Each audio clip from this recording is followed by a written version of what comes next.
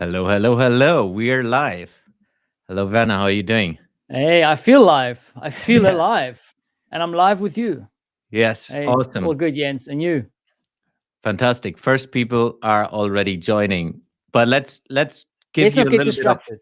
yeah, no, of course not. But let's get a little bit of understanding for the people who are watching this and on recording as well of what this is about. So this is an experiment which I hope will be an amazing experiment going forward. So I have set out to build an innovation engine, and that's of course part of my movement, part of whatever I'm doing. It's all about innovation. So this show will be a live show going forward, most properly from September on, twice a week on Tuesdays and Thursdays. We still need to figure out the timing, because we serve different time zones. So it's all about featuring innovation consultants and coaches to get clients. That's basically it. No, to educate to to educate everyone who is interested in innovation on how organizations can innovate, how you can build innovation culture. That's literally what I want to Yeah. create. Innovating the world together with a lot of people going forward. And And it yeah, takes a you whole it takes a go. whole bunch of different people, right? So that's always like, oh, I'm interested in seeing what you're doing because you bring this kind of whole cluster of different folks around to talk about similar topics, right? And I think it's going to be interesting. And I'm also honored to be on the first one. Yeah, I was about to say. So today is Yeah. the first of the first. But it also Um, doesn't slip me. Also, I do understand that I'm a guinea pig, right? a little, only a Rapid little. prototype. Yeah. But you know, if you compare that to podcasting, the episode on my podcast, and I have now published something with 90, I think. The episode with the highest download is the first. Still. Because Yeah. I mean people watching the others, but they still look into the first or download the first automatically. I don't know how that works, but it's always good to be first, or Number sometimes. one. Yeah. I mean, I personally think that you made a good selection in audience or a guest for the first one. Yeah. But yeah, digressing and making stupid South African jokes. Let's stop now. So let's get into it. Maybe for those who have never seen me, who see me the first time, my name is Jens Heitland. I'm the CEO of Heitland Innovation, which is an innovation network, an innovation culture network, and we educate consultants and coaches, and as well in-house coaches to innovate and build innovation culture in organizations. So that's what we're about. But this is not about me today. Werner, give a little bit of background who you are, that the people understand who you are. Do my do my spiel, you say. So hey, Yeah. I'm Werner Puchert. I'm a creative entrepreneur. That's how I start all my videos. Jokes aside, I'm a South African living in Warsaw, Poland. I'm a creative strategy, a consultant who works in the creative design space, and we're going to talk a little bit more about that. I'm a former, and you said I should mention this, a former amateur professional paintball player. I played for 15 years, and then from there I fell into advertising.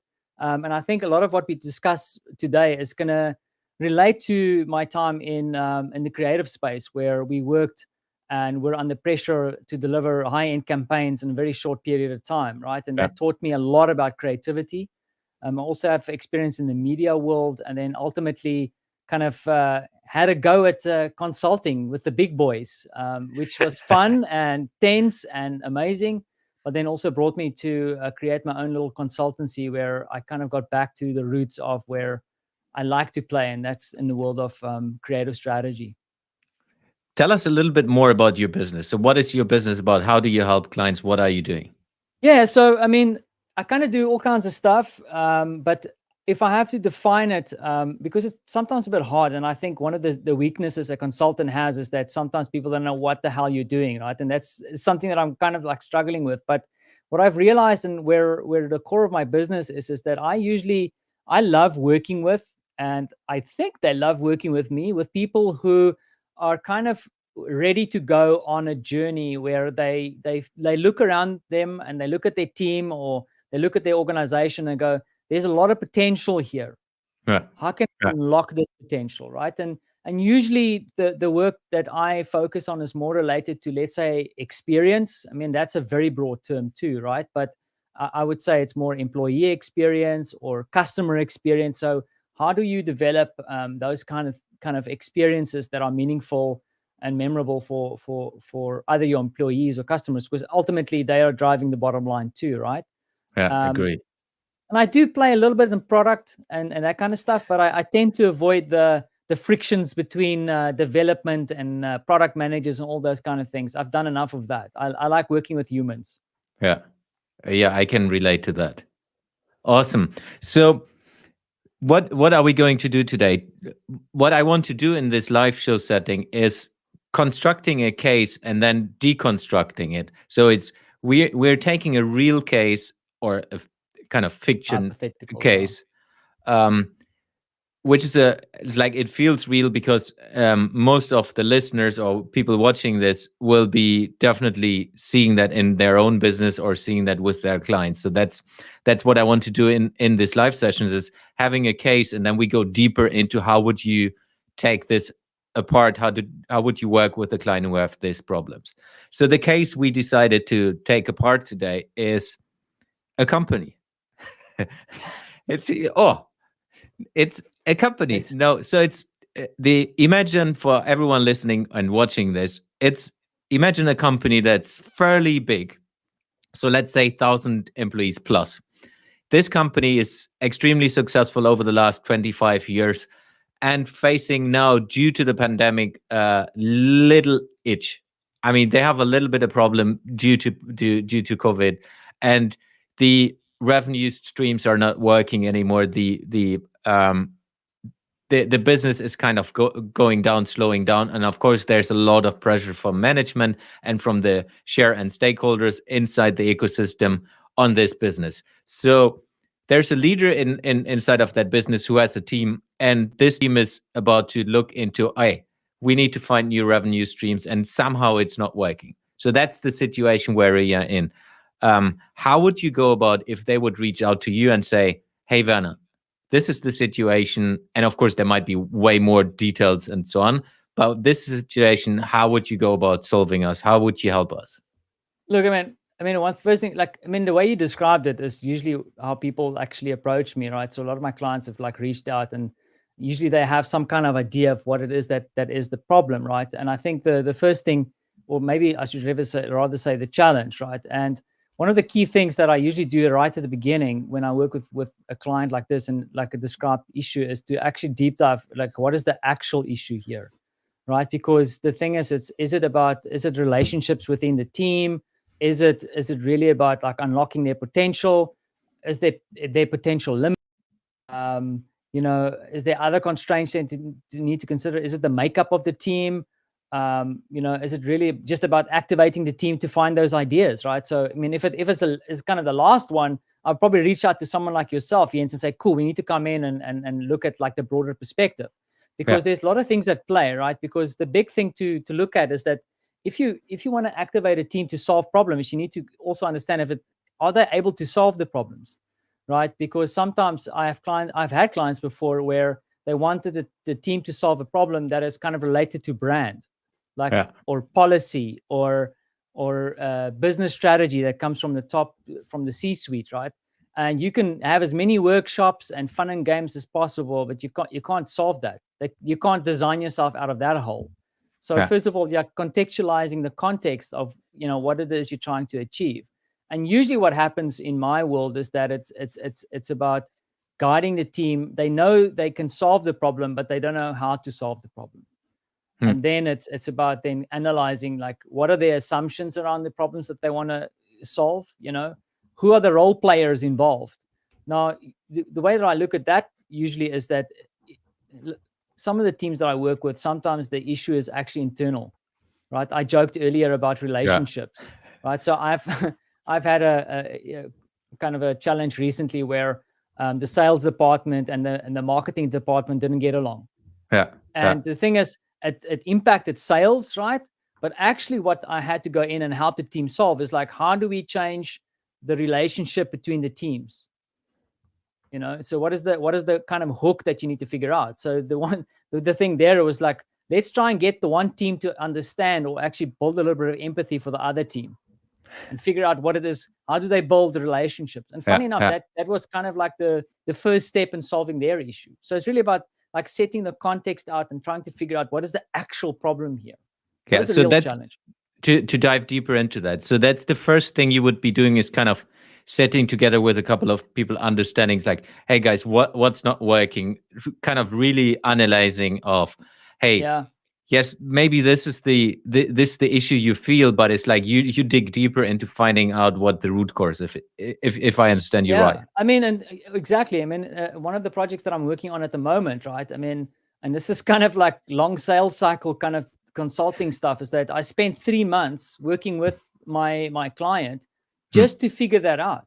And in that 3 months, it was just me and the client. I mean, it doesn't have to be 3 months. Damn it. I don't want to talk myself out of business. But in this case, it was, right? Because it's really about like, what do we need to do? Do we need to activate from the C-suite? Do we need to activate the team? Because like when you start, like especially with a big organization, if you dip your toe into a program or a process or something that you're going to be doing, sometimes it's tough to actually pivot, right? So it's really important to try and figure out that you at least get your start or at least your launch right. So I mean, in kind of classic consulting speak, we call it discovery, right? So it's really, and the discovery is like, hey, what's the actual problem? And sometimes people skip that and they go directly into kind of finding solutions, and then you get stuck.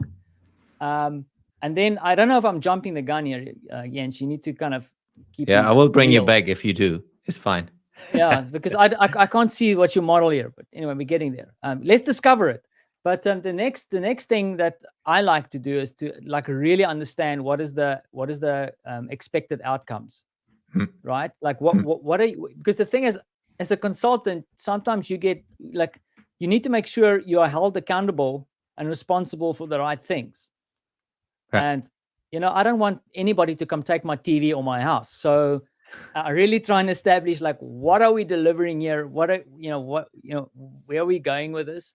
And I think that's important, especially when you, in my world, where there's a fair amount of responsibility that actually comes down on the team. So I'm currently doing a project, right? So I'm responsible for coaching the team through the design process, taking them on the journey, making sure that they understand what's happening, guiding them, and building relationships. But ultimately, my responsibility is to show that there's impact and effectiveness, that the team has been able to do this, but the team is responsible for the outcome. What is the deliverable? What's the business going to do next? That's the team's job, right? And sometimes there's ambiguity around that, like who's really responsible? Like, okay. And I think that is a good thing to establish right at the beginning. And that's super important. I would just like to highlight that for everyone who is watching this. If you're a consultant, and I have been working on the other side before I started my own business, I have seen it often that you're just happy when you're in, specifically with a large corporation. And then he's like, hey, I'm in, I'm getting paid, that's all fine. But it can hurt you long term if you don't do that. It's really understanding of what everyone on both sides can expect from the other side, and then being clear what you can't expect. So for me, it's almost more important what not to expect, because then you put everything on the table early on, and then people understand, hey, this is just not what I can deliver because of this and this and this and this. And that's it's super also important.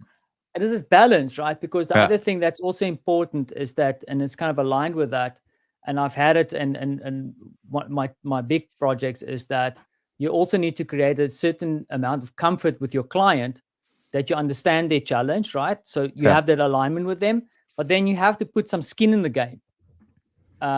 Because for most of the clients in the pre-sales or kind of that discovery phase, we kind of work together to figure out what is the program that we want to develop. Like, what are we going to do? And as a consultant, like, I mean, I know this show is not really about talking about what consultants should do, but you have to show just enough that the client like understands and trusts you. I mean, you don't want to put the whole menu on the table and the recipes and everything, and then boom, they go, thank you very much. Yeah. like I do it. I mean, and sometimes they might do that, but then the big risk is that they won't be able to execute anyway, because what you're actually selling, or what I'm bringing to the table, is like 20 odd years of experience, right? I've screwed up many times, so you don't have to do it. So that's a Yeah. whole different discussion. So looping us back into the case. So you're discussing you're analyzing the problem. Then you bring the stakeholders on board, understanding of who is part of it, who is not part of it. Then you're discussing the expected outcome, clarifying this. What is the next level? So we're still in the same case, which is they are supposed to build new revenue streams. They are kind of stuck. Yeah. I mean, the thing is, I mean, once again, like I would like to know more, but the thing that I would like to, like what I usually start doing is like trying to look at, because usually what happens to me is that I have to then go on a journey with this team, right? I have to take, or this group of teams or Yeah. whatever, on a journey. As I like to understand who is the team, like who's in the team, what is their capabilities, what's their strengths, what's the weaknesses, what's the vibe of the team. And sometimes I'll even sit down and interview some of the team members separately, like just have a conversation, understand what's kind of what is their personal objectives and goals. Mm. Because the thing is that something I believe in a lot is that, um, especially if you want to activate a team of people that you want to take through the design process, if they don't have, I mean, I use this word again, if they don't have skin in the game themselves, right? Yeah. For example, they want to see a positive outcome. They have shared values and objectives that my client has. So you kind of try and figure out what is the makeup of the team, because I've learned it now, again, working with teams, because sometimes you can't control it, is that if you want to go on a design journey with a team, you need to make sure that it's a diverse team, Yeah. right? If you have a bunch of people sitting around a table who have got the same ideas, the same context, the same values, Mm. it's going to be a very happy place, because every time you get together to do some work, everybody's going to sing, play guitar, going to know all the words to the song. But the problem is that what you actually need, you need that friction, right? You need that disagreement, Yeah. and like, hey, like I don't agree with this, like, and kind of like commitment to push through to that ultimate goal that you want to achieve, right? So going more into the house. So how do you do that with the client? So you see there's an existing team. How do you go about that? Do you understand? Do you have chats with the individuals to understand if they're diverse or not? How do you do that? So, I mean, in my latest project, we actually met some of the. So, I mean, we met with some of the people. So, you can't always, because sometimes, like the project is kind of, they haven't pulled the trigger on the project yet, right? So Yeah. you don't want to throw the jackal in the chicken coop before, Yeah.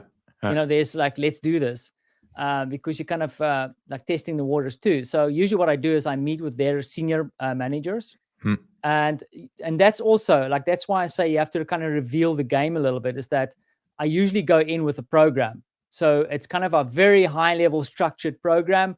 It's usually aligned around human-centered design, uh, dare I use the word design thinking and freak everybody out, because it's such a overused word now these days. But you kind of design a program that you think hypothetically, right? Because you Yeah. can't really say yet. Like you say, this is what I think could take the team on. This is what they're going to learn. This is what they're going to do. This is Hmm. what the time investment's going to be. And then you sit with their leadership, right? So the teams that I worked with recently, or still working with, I met with their senior managers. We Hmm. had a discussion around what we wanted to do. And because also that manager knows her team members, right? So they kind of assessed what is required. And in big organizations, it's also about, potentially, because you can't always bring the whole organization to a halt to do a program like this, is Yeah. then bringing on board or then selecting team members, right? So from time to time, I'm also involved in there, but of course, I don't know personalities. I know capabilities. So I can recommend what kind of people they should bring into the mix, right? So, for example, we recently started working on some employee experience kind of stuff. So, it's about getting recruitment people in, hiring managers, uh, leadership people, like from different groups of people, right? To bring Yeah. them in so Yeah. you can start, and maybe even a customer or two, right? Just to mix things up, Yeah. to Super bring in that important. diversity. Yeah. Yeah. So that then you kind of you get a team. You of course have before like as in the selection process, I mean, every consultant will know this. It's kind of you give them an understanding what you think could be done, but you will figure Yeah. it out on the go. So Yeah. what's next? So imagine you have kind of now put a team together, or like reconfigurated the team, if we said that in a nice way. Yeah. Um, what's next?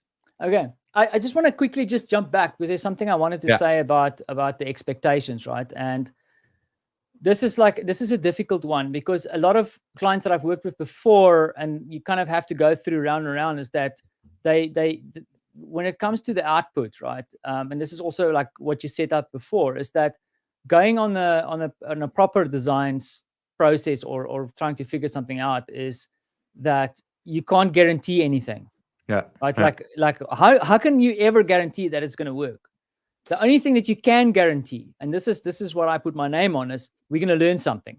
Yeah, I We're gonna agree. learn something, Agree. right? Yeah. So the thing is, of course, now what you need to do is you have to contextualize what it is that you're going to learn, right? So, for example, in the project that I'm working on recently, we realized that this team never connects with, or these teams don't connect with their customers at all. They don't speak Okay. to them. They don't have anything. Mm. And under the objective of improving customer experience, the thing that they're going to learn is how to speak to customers, how Yeah. to. I don't believe you can teach someone empathy. You have to kind of like pick it up and train yourself. Yeah. But Yeah. it's kind of introducing to them to the idea of like having empathy with your customers. That's Yeah. what they're going to learn, right? The output might be an enhancement on the customer experience, fixing a few problems here and there, maybe. But this is the thing that I'm guaranteeing my clients, is that they're going to learn something. That's awesome. So if we dive deeper into this, so how do you do that? That's client per client basis, Yeah. right? So, I mean, and sometimes it's kind of your own creativity as a consultant kicking in, that you have to kind of deduce this is the thing, because you have to pitch it back, right? And it's not like, I don't want to swear in your stream, but it's not a BS pitch. It's really understanding like where's the core challenge, right? So, for example, I'll tell a story. Like, I don't know, stop me if it gets boring, right? So, the recent customer or client that I'm working with, we started exploring employee experience, right? And like how to improve it. And it came down to this: what can we learn? What can we learn? And I was thinking about it because the thing is, I don't run around selling design sprints and design thinking workshops. It makes me super nervous, right? And I'm because that's just it's fun and games, right? And we'll talk about the dancing clown later on. But I started realizing that like one of the core things here is that the people aren't connecting with each other. And then I started thinking about my background and some of the experience I had, and I went, actually, if you go through it, the proper design experience, human-centered design, is that it brings you in connection with the people that you're designing for, right? So at the very least, if you do it properly, you're going to learn something about your customers, right? And when I told the CEO that, that's something that he really aligned with. And we pulled the trigger and we went into the project, right? Of course, there's more deliverables, but it's really about just doing that. And then the thing is, then what I do is, if I understand that empathy and connecting with customers and as one of the core elements of the design process, then I design the program around what is the core, right? So, for example, an example that I spoke about is that I knew that I had to really focus on trying to get these people connected with the right people. So, for example, then you're bringing like stakeholder analysis, right? So, hey, new team. So we're all mates now. We're kind of set up. We do a kickoff and we go to get together. And one of the first things is I ask them, like, so who do you guys deal with? Like who's in your ecosystem? Who's all the people? Usually they will mention one, two, and then you start, well, who's the partners? Like, who do you partner with? Like, who's all the, and then these like people start crawling out the woodworks, like, payroll. Like, who the hell has a relationship with payroll? We do, and like all these kind of interesting stakeholders come out of the woodwork, and then you kind of hone in and focus on like who's the key ones that is going to help you make a success, right? Because the thing that I haven't spoken about is like usually what I do with the team also is like try and derive like with the team, so that they have the ownership, is like, what is the aim? Like, what does the success look like for you guys? Like, what is your aim? And that is kind of the thing you continuously measure. It's like, so which of these stakeholders is going to get you to your objective, right? And then the other thing that I like doing, because I think there's two ways you can do this, right? And I think you probably also know from innovation side, Jens, is that you can either start really deeply analyzing these stakeholders and then trying to figure out their needs and what they want, and and do a deep dive. I do it differently, and I think it's because I'm a bit of an advertising rat. I like to kind of sit around and shoot the breeze and assume my ass off, right? Because I feel like even if you do the initial research, like you always have these assumptions about things. And I like to get rid of them. I like to get them out of my system. I also like to, because I mean, there isn't an organization I haven't worked with where a person would say to me, she knows exactly what this manager thinks and what they need and what they want. And I say, cool, I think you're brilliant. You're a rock star. Let's map it out. Let's figure it out. Yeah. Let's write it down right here and now.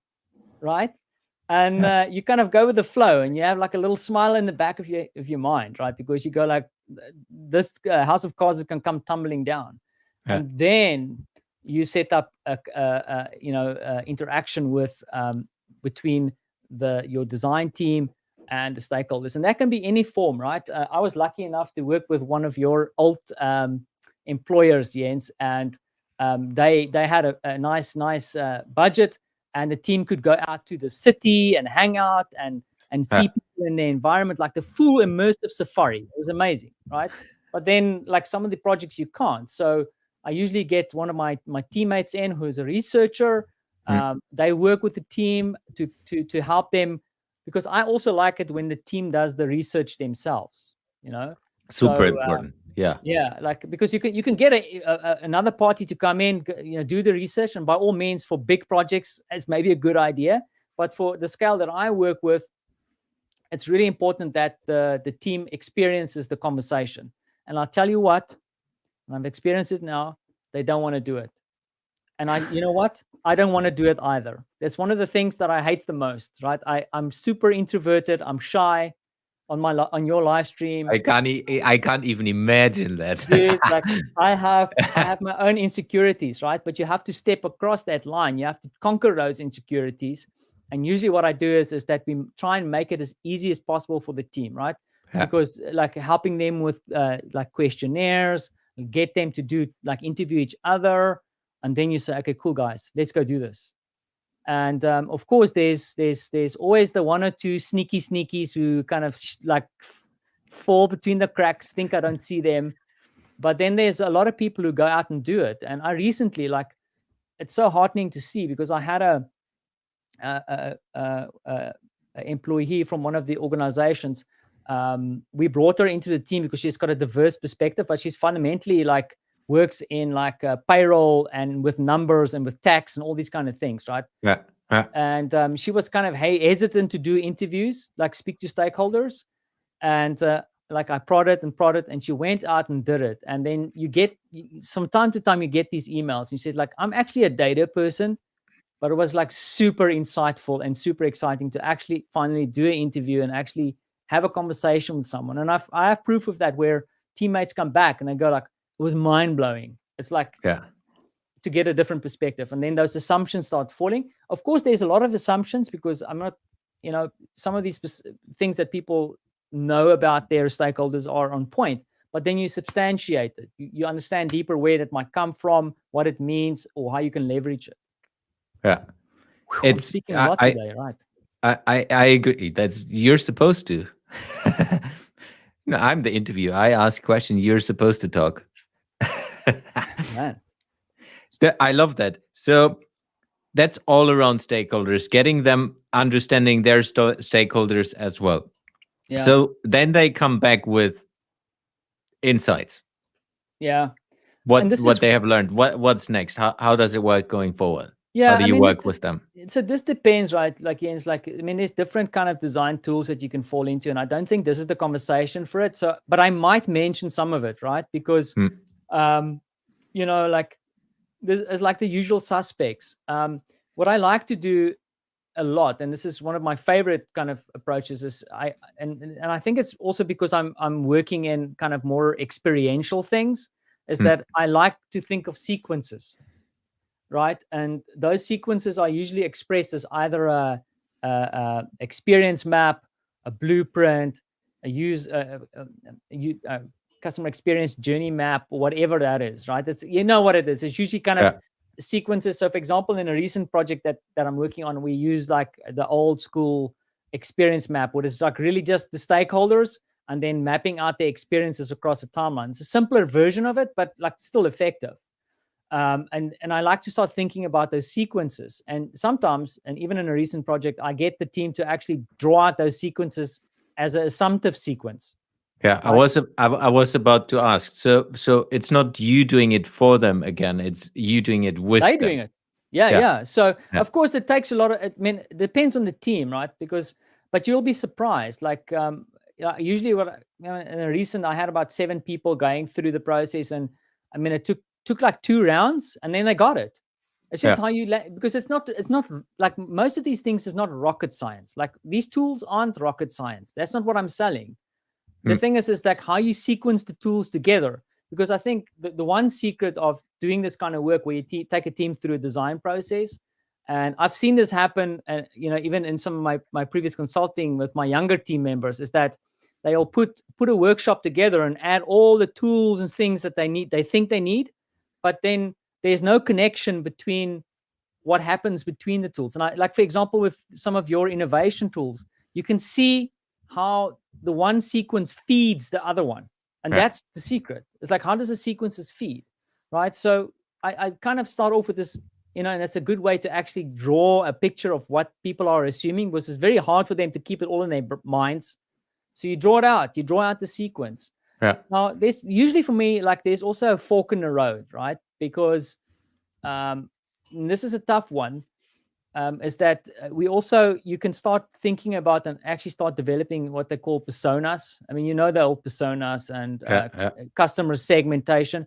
I try and avoid segmentation and stuff because I'm an ex-marketer, and it kind of really pigeonholes people. I like to think about the human being. So therefore, personas is probably useful, but I've also seen personas being overbaked like crazy, right? Like, I mean, this person is like going to Switzerland for holidays, eats flipping croissants, but that's all cool, right? But it never gets used again.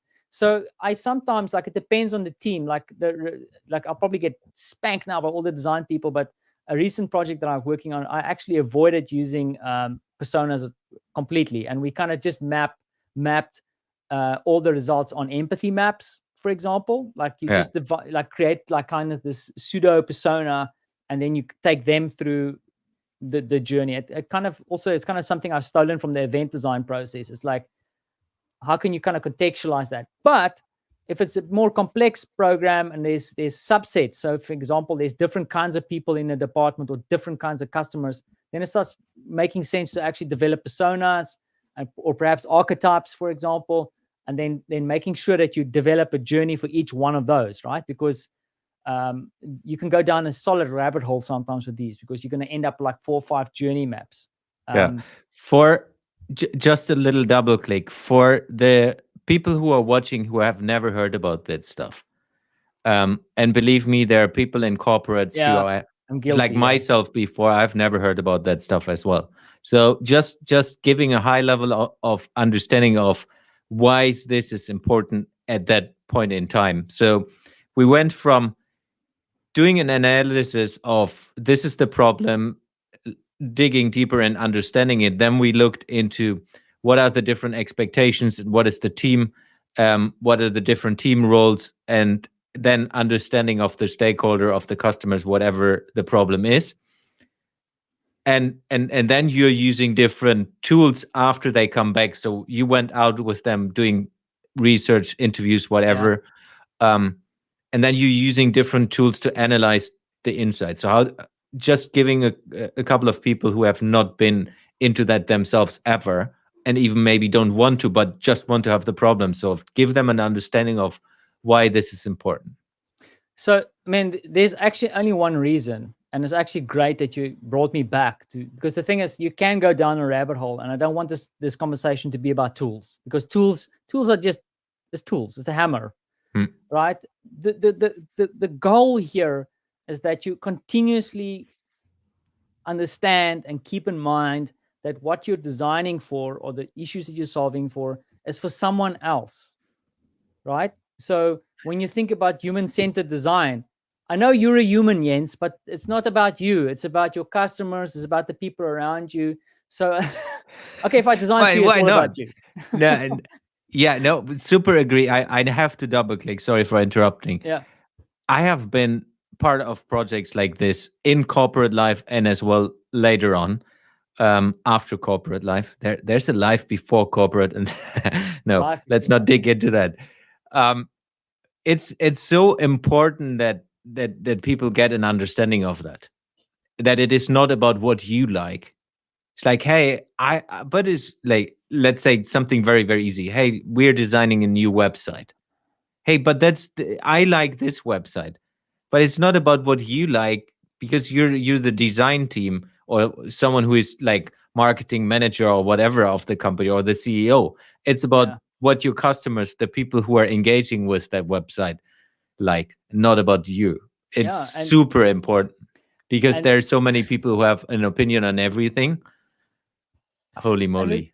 yeah, and the thing is, it's kind of like, I mean, I do like, I mean, like I contradict myself a little bit sometimes, because I mean, it is about like looking at.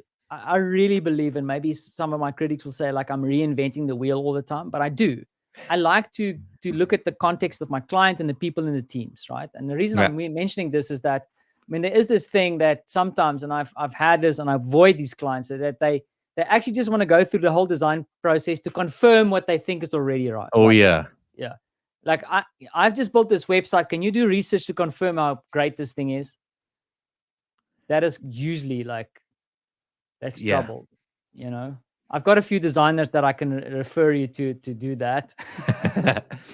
But Yeah. let's just use this small break for getting the people interested in yourself. So if everyone is watching this, if you want to engage with Werner, there's a link, which is heitlandinnovation.com/Werner minus Puchert.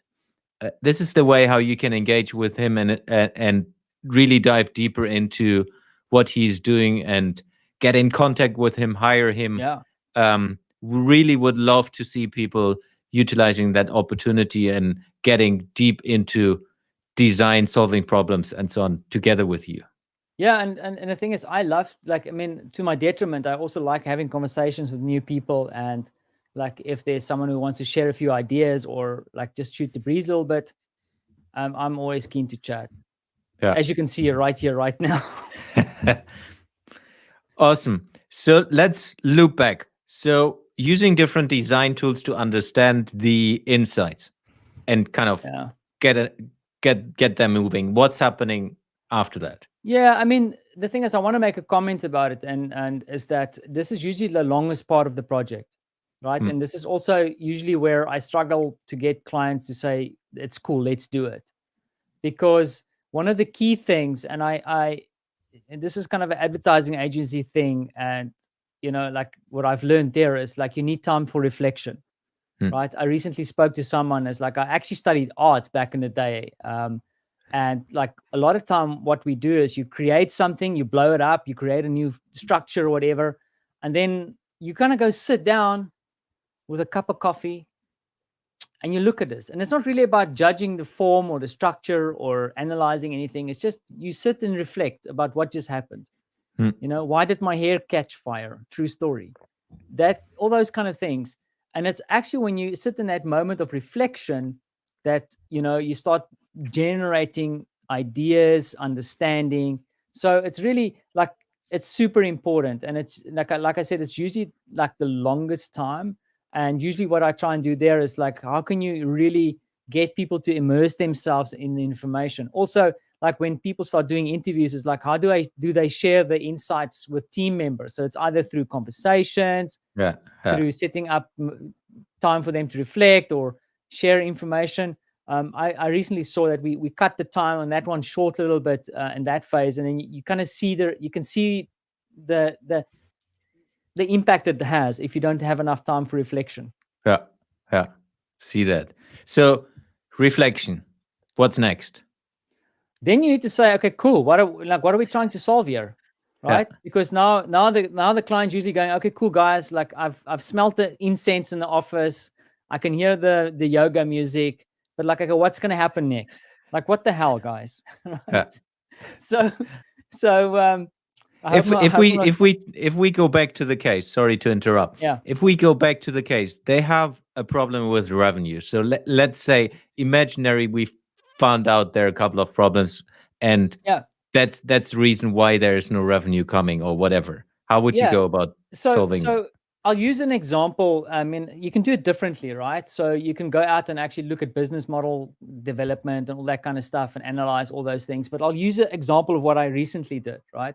Because this is also, but remember, this specifically worked for this client, is that we knew that the problem is somewhere in the process, right? So along with assuming issues and challenges that the different stakeholders has, we also mapped out assumptions around what is the problems in the process. Right. Where's their potential? And this is usually where journey mapping, when you map out these sequences, you can start assuming where the problems are. And I usually do hypothesis around it. Like, I think this is where the problem, or actually the team does. The team thinks. So through the research, you start answering those things. You go, is it really a problem? And then also analyzing to see where the actual problems are. Right. So usually what I do is with the team is that we actually map them out on the process and then try to figure out which ones are really impactful, right? Business bottom line. Because the thing is that you can fix the curtains in the office. Like, I mean, that's an easy fix, probably very cheap, but is it going to have a huge impact? Right? Probably not. Right. So it's really about kind of trying to define where those are. That's the one approach you can do. The other thing that I like doing, it's a tool that sorry, Siri wants to talk with me as well, is that we developed. Yeah, she's answering the question. This is how I do my consulting. I ask Siri. So we develop problem statements, right? And those are really like based on the research and observation. It's either doing it through bespoke problem statements or statement, or it's developing a set of like how might we's. That's kind of, once again, me relating to a tool that I really love. Because it starts, if you think about the term how might we, and you think about a problem, you start stepping into the opportunity space, right?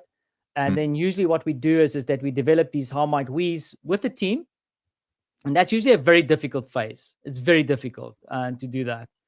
And that's also usually where, as a kind of midpoint, we also bring in stakeholders, right?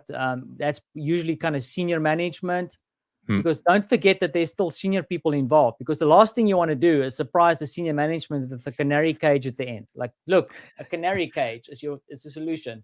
Don't do that. Yeah. Right. So there's like points in the process that you actually have veto right for the person with the biggest salary, right?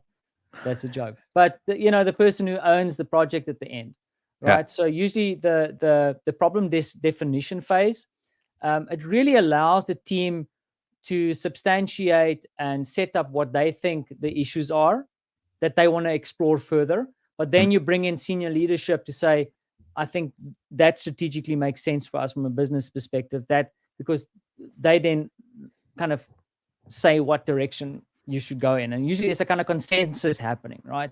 So that is kind of the midpoint of the project, is to say, okay, cool, what are we actually going to try and solve?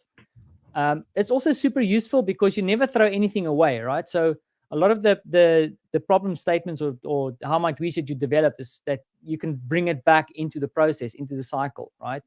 And maybe that's also something that I need to mention, is that this is a huge mistake that a lot of people make, is that you need to be always willing to kind of iterate. So it's such an easy word to use. Man, I can even spell it, right? But not a lot of people. But that's maybe because English is my second language. I'm a terrible speller. But the thing is, it's like such a tough thing, because usually what you have, as with a lot of my programs, you have kind of a project plan, right? And unfortunately, a lot of those project plans can be very waterfally, right? Because there's an end point. but you need to be ready, especially if you look at the how might we's and they're terrible, or the research on bringing in the insights you want to. You need to either go back, do research again, revisit your assumptions, or go right back to the beginning and say, okay, Yeah. I've pulled the plug on projects before where I say there is no project here, and you need to be brave enough to be able to do that, because you're going to push through, and then it's going to be like, okay, cool, guys, we're going to do a screensaver for your organization. And then everybody's like, what the hell is that? So and that's one of the key points that you then do. And then the next phase is when you have the how might we's defined, and that's a solid phase, right? And I'm kind of hanging on to this tool, but it's really the definition of the problem. Yeah. That should set you up then for ideation, right? Getting you into the mindset and getting yourself ready for trying to figure out some ideas. And that, I love that phase, but it's also a horrible phase. It's terrible. So so you have developed the how might we statements. You have brought this to the table. Everyone is on it. How do you get them from, hey, this is how might we, to this is how we solve that? But that's where you bring in the ideation, right? Yeah. And the thing is, I wonder, like, I don't have one on hand that I can share. I should be better. I should be more prepared. But usually, Next how time. might we? Next time. We're not number live, 100 so when I it's okay. come back for the anniversary. But the thing is, it sounds stupid, right? But I'll talk about what is really the tough part. The thing is that you have to a proper defined problem statement, right? And you'll see it when you see it. It's something that already sparks ideas, right? You want to answer it. I've seen so many times, people kind of have a problem definition that's like the company values, and you go, we believe that peace should be on the globe of the planet, and then everybody sits there like, how the fuck are we going to do that, right? That is not a problem definition, right? A problem definition is something that like really gets people to want to like even if I mention to you and you're not part of the team, you go like, that's easy. You just want to do this, this, and this. It might be the most terrible ideas, but it kind of drives you. That's number one. If you don't get that, then go back, iterate. And then the next thing, and this is usually where I really struggle with, and trying to get teams to activate is in ideation. Now, this is where I joked earlier about the dancing clown, or actually what I call is the dancing monkey syndrome, right? So the thing is, this is where it comes in, how much the team cares about finding a solution, right? Because you actually start with ideation right at the beginning.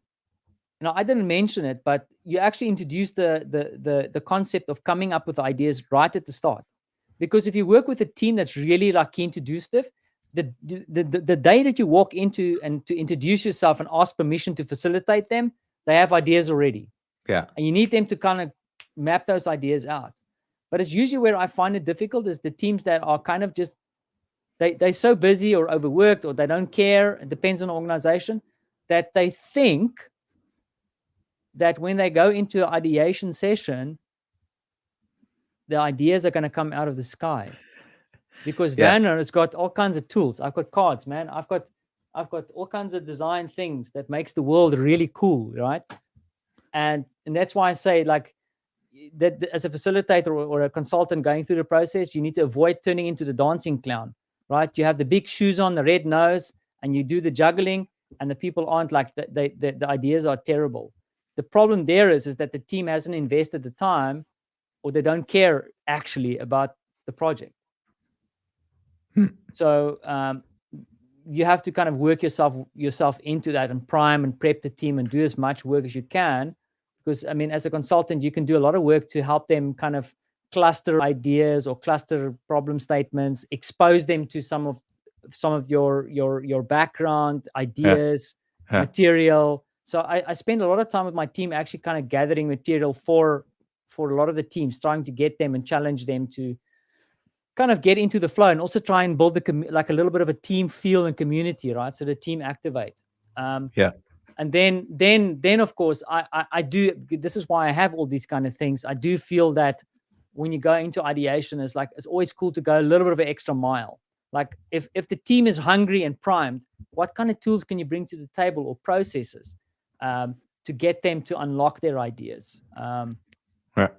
And that's the fun part usually, like if the team is primed and ready to rock and roll. So then you have a ton of ideas. You maybe have clustered them. You mentioned it already. Yeah. What's happening then? How do you take them to the next level? So there is also a split in the road, right? Because I'm actually in a project right now where, and the thing is, I wanna share this, right? So the project that I'm working on right now, like we started off and we didn't know, like it was like crazy. These guys have never done this before, and we did 2 sessions. I shit you not, 2 sessions, 2 hours each, where we took them. And it's tough. I mean, I feel there's this kind of virtual environment. You know, you try and make mural. A mural is awesome, but it's very difficult. Like, you know, and there's some benefits too. But the one team that I worked with this week generated 100 ideas in 4 hours.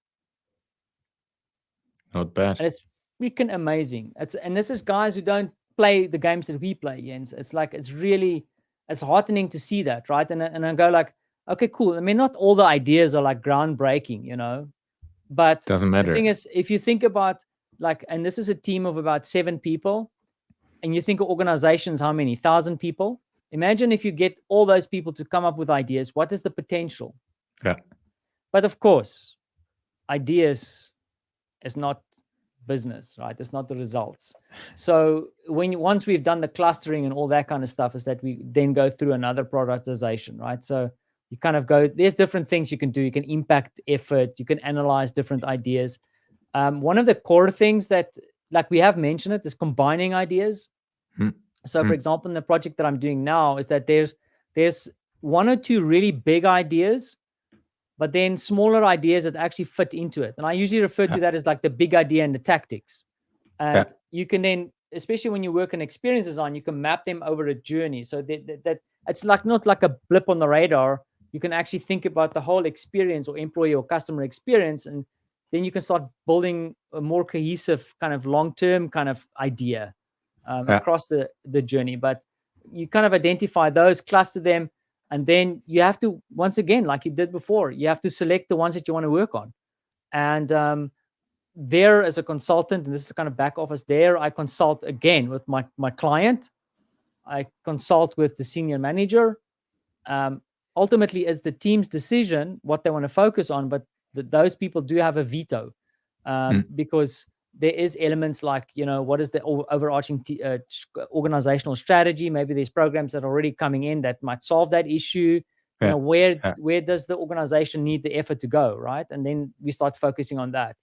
It depends, right? I mean, so for example, the teams I'm working on now, we're probably going to take forward because they, you know, it depends on their situation. We're probably going to take 1 or 2 of the 100 ideas, we've clustered a few down and we kind of whittled it down to 21 big ideas. And we'll probably at the end maybe take 1 or 2 ideas into the next step, right? And the next step can be one of many things. And this current project is more about deep diving and working out details, so developing a brief on that idea. So, you know, not all the teams, I mean, I don't want to set the idea that these are development or user experience teams. These are teams who do other things. It could be accounting team, it could be marketing, but they would then develop some kind of brief because someone else might have to execute this, right? Or at least with these teams that I'm working with now, like what is the 1 or 2 small ideas that they can actually build? Because there's these small little ones, and then let them build some kind of prototype, even if it's a slide or something. Because fundamentally, and this is also a difficult one, is that you have kind of a split in the road here. You can leave it there and say, here are the ideas. But then what you actually should be doing is to say, let's test a few of these ideas. So depending on the team, you know, I've been in projects where we build a full-on prototype. I don't know, Jens, you've done the same thing. You build a full-on thing, MVP or whatever. You make sure you understand what it is you want to test. Don't just build a damn thing. What are you testing? Who are you testing with? Push it out. On a smaller scale, what I do, because some of my projects can be rather short, is that we do assumption development. So you look at the idea, and the team has now developed a whole bunch of kind of detail around the idea. You can understand it, who's it for, what it is, blah, blah, mm, blah, blah, mm, blah. mm. And then you go, so what are we assuming to be true about this idea? Like, I mean, a stupid thing, like we really think the senior manager of HR is going to love this idea. Like, it's just going to make his day brilliant. Maybe it's a cool idea to go ask him. So Yeah. then you have to equip the team to go out there with some kind of small pitch or a little storyboard to tell the person, and then come back again and say, Yeah. I hate it. You know? So that's then part of the testing, if I understand you Yeah, right. Yeah. exactly. Yeah. So then you get feedback to your test, feedback on your ideas, um, or even depending on what you're doing, like building uh, a kind of tool already, whatever it is, to test that. Yeah. If that's then validated to be good, positive, whatever, or negative, what's the next step? So I mean, and now I'm going to be a good guy, because remember, we went back, we kind of explored like this company, and here, I mean, of course, I would confirm this. I don't want to step into a quicksand here, but my gut feeling is that what we're probably going to have to look at, if we're talking about revenue profitability, is to look at business models. Yeah. So whatever that, explore different kinds of business models. What kind of revenue are we looking at? How much is it going to cost to implement it? Are we going to need more people? I mean, of course, there, you might need to bring in other expertise, right? Because the other thing is also, I don't necessarily do all this work alone. And that's Yeah. why I love doing this, is that, at some points I'll bring in like a graphic recorder or a researcher or a business strategist or a technology person, whatever. You bring in the expertise that you require. But so, for example, here at the end of your example, I would probably explore kind of business models. Yeah. And that's then starting again with the same cycle, most probably. Yeah. And the thing is, arguably also, Jens, and this is where it's kind of like a bit of a kind of, I don't want to talk in circles, but I probably wouldn't leave the business modeling to the very end.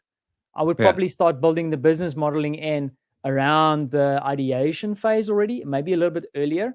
Because the thing is, there's some great processes out there where you can actually do business model testing, right? So the test is not going to be generally an idea. I'm kind of in the mindset of another client, but you actually going to test a business model. So, and there's ways to do that, right? Yeah. Cool. So I would like to get us to an end, summarizing the whole thingy. So what you literally would be doing, and that's slightly different than other consultant would do. That's why it's interesting to talk to different consultants going forward. So how would you describe what you're doing together with them? I'm teaching them human-centered design process, right? But meaningful. Yeah. So the thing is, and I'm also very careful to say teach. I don't necessarily see myself as a coach or a teacher, because I like to personally roll up my sleeves and work with the team, right? So my team, whoever's involved with me, we work together, and then we learn together. Because also what's interesting, and I'm lucky like that, is that, for example, I flip-flop between different industries. Mm. Right? I mean, I've done retail, I've done event stuff, I've done. I mean, I did e-commerce for a big gaming company. But the golden thread that keeps running through it is this kind of high level methodology. There's always the same, but the thing is, you have to adjust it to the industry, number one. Yeah. And then also to the team and what the requirements are that they have at point in time. You have to really be sensitive, because I think sometimes some of the folks that I've worked with before try and drive a recipe, because it's really cool to have a recipe that you can sell and you can put it on your website and say, ta-da, do this, and then there's going to be results. But I do believe that you have to be bespoke and kind of understand the context of that organization and that industry. Yeah. Love that.